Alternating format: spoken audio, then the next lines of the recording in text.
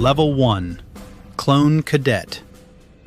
You open your eyes for the first time inside a growth tank on Kamino. Rain pounds against the windows. It never stops raining here. You don't have parents or a birth date. You have a number. You are one of millions grown in a tube, aged twice as fast, and engineered for a single purpose: war. Your day begins before the lights even turn on. You run drills in the rain, hundreds of meters above the ocean. The wind is so strong it nearly throws you off the platform.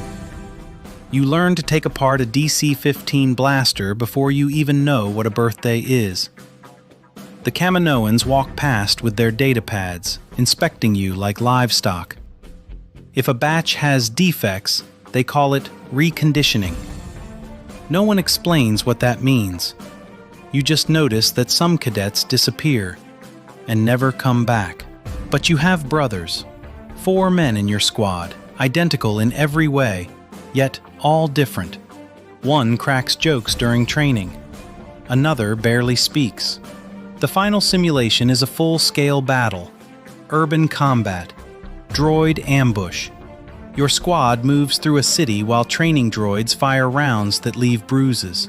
Your squad leader goes down. You don't freeze. You take his place. You call the flanking maneuver.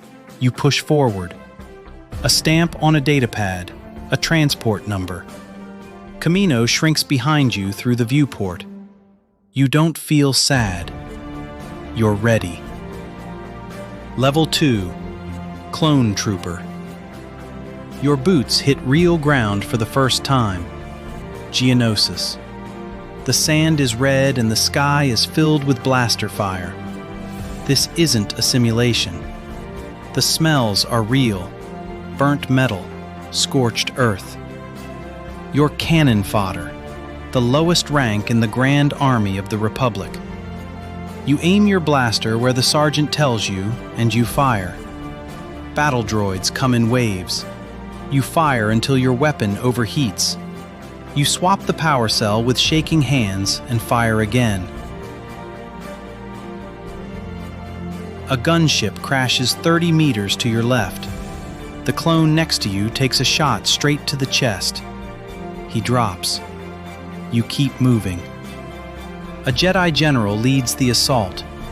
You've never seen anything like it. A glowing blade deflecting blaster bolts faster than your eyes can track. Move up! The sergeant's voice cuts through the chaos. You move. You survive your first battle. Many of your brothers don't. On the ride back, you stare at the empty seats. The one who used to joke back on Kamino isn't there anymore. His armor stayed behind in the red sand. Level 3. Clone Corporal 6 Campaigns. Burn marks on your armor. A scar along your jaw from shrapnel on Christophsis. You're promoted to corporal. Now you lead a fire team. Everything changes. Before, you followed orders. Now, you give them. During a battle on Ryloth, you order a soldier to move left through a destroyed building. A sniper round pierces his visor.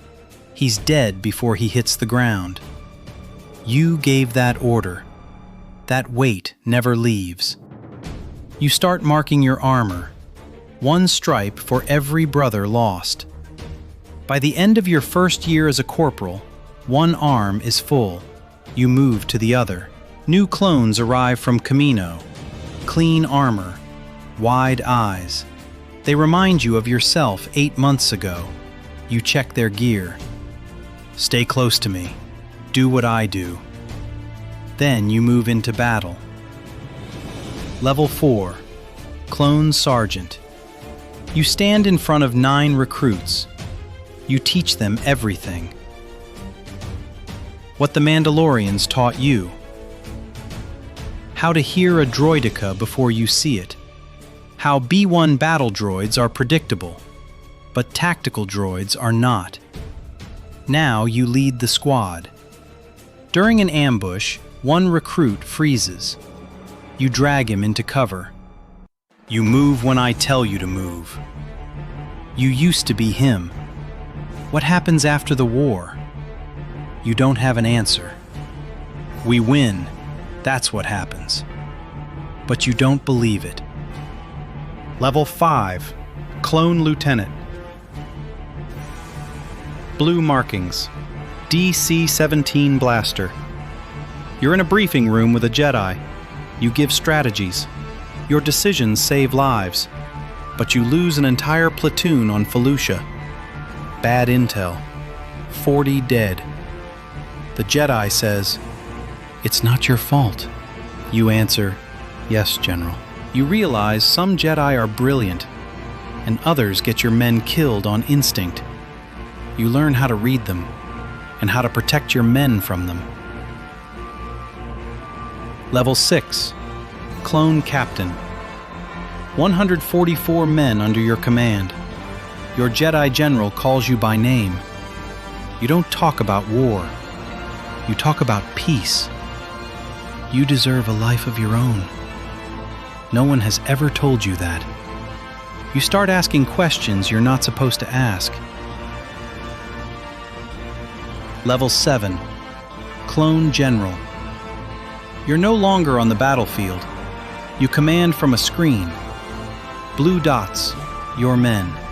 Red dots, the enemy.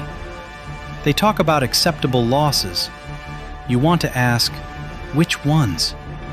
But you stay silent. Then the headaches start. Memory gaps.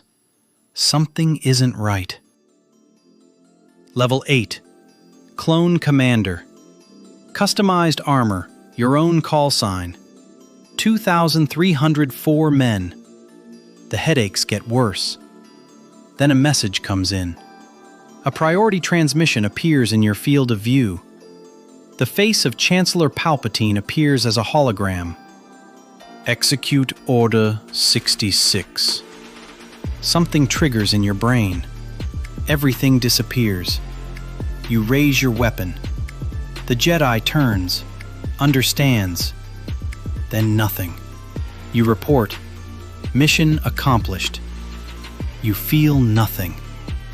And that's the worst part. Level 9. Clone Marshal Commander. The highest rank possible. You coordinate Order 66 on a galactic scale. The Republic dies that day. The Empire replaces everything.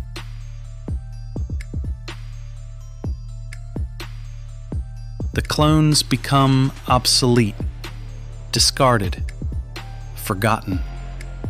The program fades, and the memories return. The Jedi's voice, "You deserve a life." But there isn't one.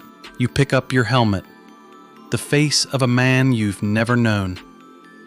You step outside. The sun is warm. A woman looks at you. "You got a name?" You hesitate. Then you give the name your brothers gave you. For the first time in your life, the day belongs to you, and you don't know what to do with it.